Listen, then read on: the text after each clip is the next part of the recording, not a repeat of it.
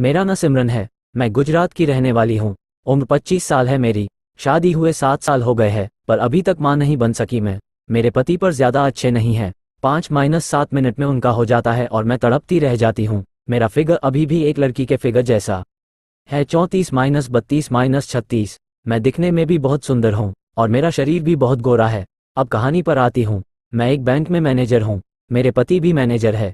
हम दोनों सुबह घर से अपने अपने बैंक को चले जाते हैं और देर शाम ही घर आते हैं। मेरे बैंक में बहुत से कर्मी मुझे खा जाने वाली नज़रों से देखते रहते हैं। मुझसे बात करने का मौका देखते रहते हैं, पर मैं ज़्यादा किसी से बात नहीं करती थी। एक दिन बैंक में ज़्यादा काम होने के कारण मैं घर जाने को लेट हो गई थी। बैंक में मैं और चपरासी राजू ही रह गए थे। मैं अपने काम में व्यस्त थी।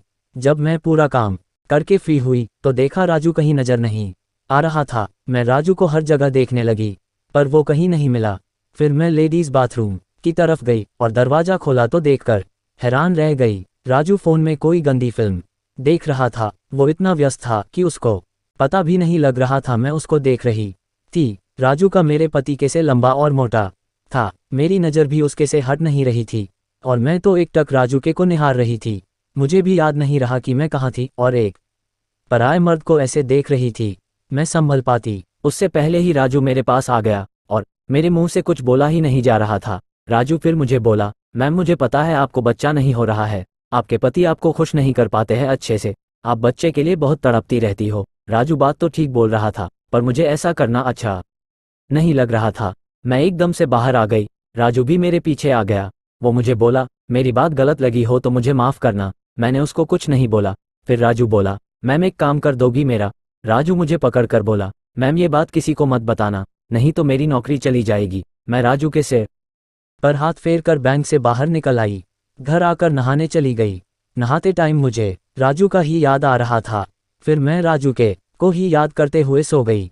अगले दिन मैं बैंक बिना पहने गई। जब बैंक पहुंची तो राजू कोई काम कर रहा था। मैंने उसको देखकर एक स्माइल की। राजू भी मुझे देखकर स्माइल देने लगा। फिर मैं अपने केबिन में आ गई और राजू मेरे लिए पानी लेकर आ गया। मुझे फिर से माफ़ी मांगने लगा। मैं उठकर उसके पास गई और उसको देखकर बोली। फिर दरवाजे पर किसी के आने की आहट हुई और मैं अपनी सीट पर आ गई। राजू भी बाहर चला गया। मुझे तो राजू का ही याद आ रहा था। काम में भी दिल नहीं लग रहा था।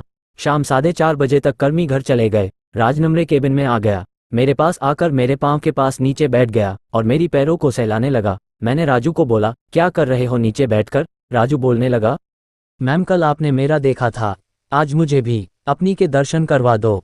मैं राजू नहीं, यह मैं नहीं कर सकती राजन, मैम बस मुझे देखने दो, कुछ नहीं करूँगा मैं। और बोलते हुए राजू ने मेरी सलवार का नाड़ा खोल दिया। मैंने राजू को बोला, कोई आ गया तो हम दोनों को परेशानी हो जाएगी। राजू ने मेरी कुर्सी को पीछे किया और खुद टेबल के अंदर चला गया। फिर कुर्सी को अपनी तरफ खींच लिया। वो मुझे बोला, अब कोई नहीं देख सकता है नीचे क्या हो रहा है। राजू ने मेरी कपड़े नीचे कर दी और मेरी गोरी राजू के सामने आ गई। अगर कहानी अच्छी लगी हो तो वीडियो को लाइक और चैनल को सब्सक्राइब जरूर कर दे प्लीज़।